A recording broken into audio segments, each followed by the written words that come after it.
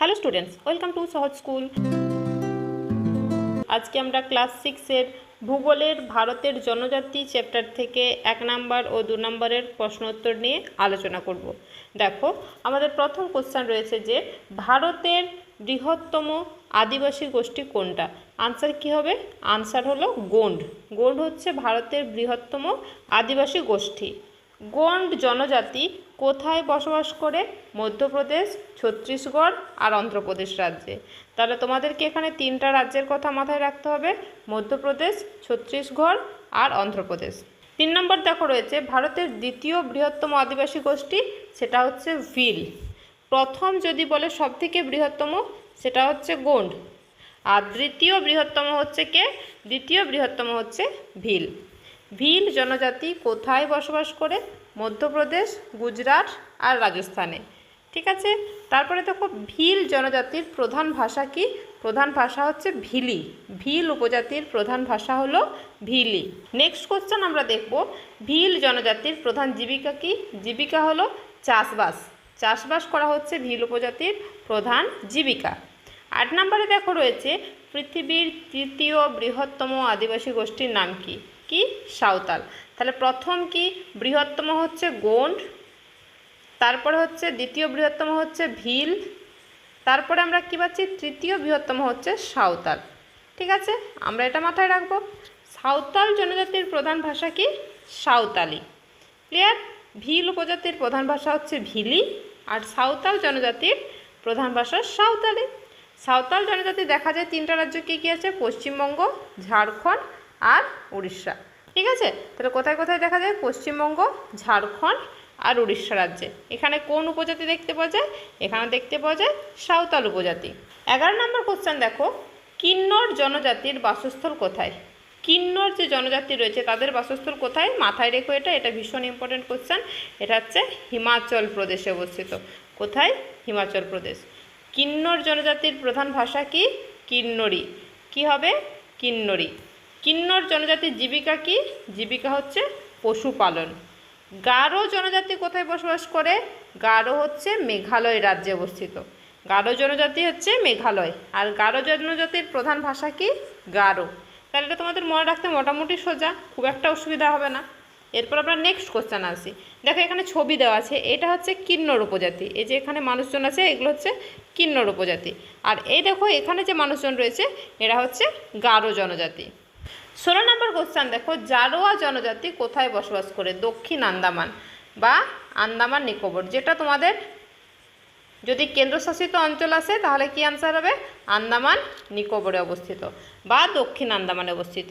এই যে দেখো এনারা হচ্ছেন জারোয়া জনজাতি। ওকে, জারোয়া জনজাতির প্রধান ভাষা কি? প্রধান ভাষা হচ্ছে আন্দামানি। কি ভাষা? আন্দামানি।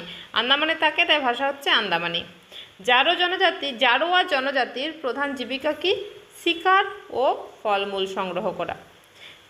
নেক্সট কোশ্চেন দেখো 19 নম্বরে রয়েছে, নীলগিরি পাহাড়ি অঞ্চলে কোন জনজাতি বসবাস করে?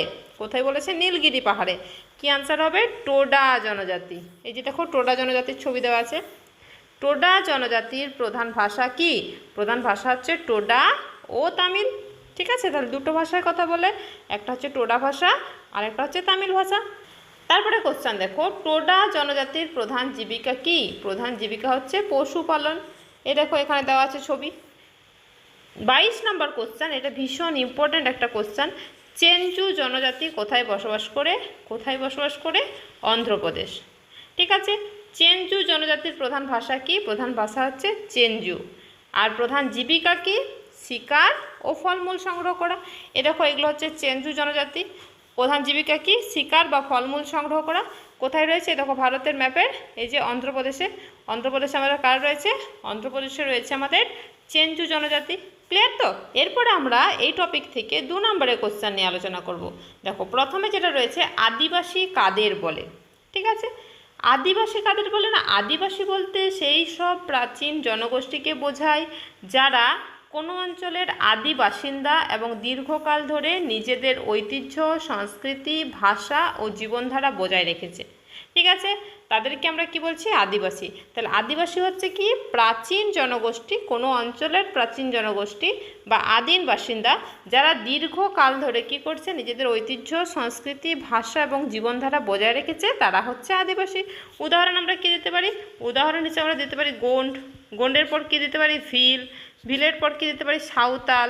ঠিক আছে, এরা হচ্ছে আমাদের উদাহরণ। তাহলে আদিবাসী কি? সহজভাবে বললে কি হবে? কোনো অঞ্চলের প্রাচীন ও ঐতিহ্যবাহী জনগোষ্ঠীকে বলা হয় আদিবাসী। নেক্সট দেখো, 2 নম্বরে রয়েছে আমাদের চেঞ্চু উপজাতি ভারতের কোন রাজ্যে বসবাস করে ও এদের জীবিকা কি? এটা আমাদের 2 নম্বরের কোশ্চেন। কি হবে না? চেঞ্চু জনজাতি অন্ধ্রপ্রদেশ রাজ্যে বসবাস করে। প্রধান জীবিকা হলো কি না? শিকার ও ফলমূল সংগ্রহ করা। প্রধান জীবিকা হচ্ছে শিকার ও ফলমূল সংগ্রহ করা। তারপরে দেখি 2 নম্বরের কোশ্চেন রয়েছে 3 নম্বর, হিন্দুদের 2টি ধর্মীয় উৎসবের নাম বলো। এখানে 2টো ধর্মীয় উৎসব, তার মানে 2 নম্বর রয়েছে। একটা হচ্ছে দীপাবলি আর একটা হচ্ছে হোলি। দীপাবলি আমাদের কালী পুজোর সময় পালন করা হয়, আর হোলি আমরা কখন পালন করি? বসন্তকালে, হোলি উৎসব বা দোল উৎসব। তারপরে দেখো, ইসলামদের 2টি ধর্মীয় উৎসবের নাম লিখো। কি বলবো আমরা? ঈদ উল ফিতর আর মহরম। ঠিক আছে। খ্রিস্টানদের 2টি ধর্মীয় উৎসবের নাম কি? গুড ফ্রাইডে আর বড়দিন। এই যে 2টা করে উৎসব বলেছে, এগুলো কিন্তু তোমরা ভালো করে মাথায় রাখবে, এটা কিন্তু ভীষণ গুরুত্বপূর্ণ। তাহলে হিন্দুদের হোলি, দীপাবলি, দুর্গাপুজোও লিখতে পারো। ইসলামদের ঈদ উল ফিতর, মহরম। খ্রিস্টানদের হচ্ছে গুড ফ্রাইডে, বড়দিন। 6 নম্বরের কোশ্চেন আমরা দেখব, শিখদের একটি ধর্মীয় উৎসবের নাম লেখো। এখানে আমরা কি বলবো? যে গুরু নানক জয়ন্তী। এই কোশ্চেনের সাথে আরেকটা পার্ট যুক্ত করে দেওয়া হয়েছে যে গান্ধী জয়ন্তী কবে পালন করা হয়? কবে পালন করা হয়? 2রা অক্টোবর। ঠিক আছে, তাহলে যেহেতু এটা 2 নম্বরের কোশ্চেন, সেজন্য 2টো কোশ্চেন দেওয়া আছে।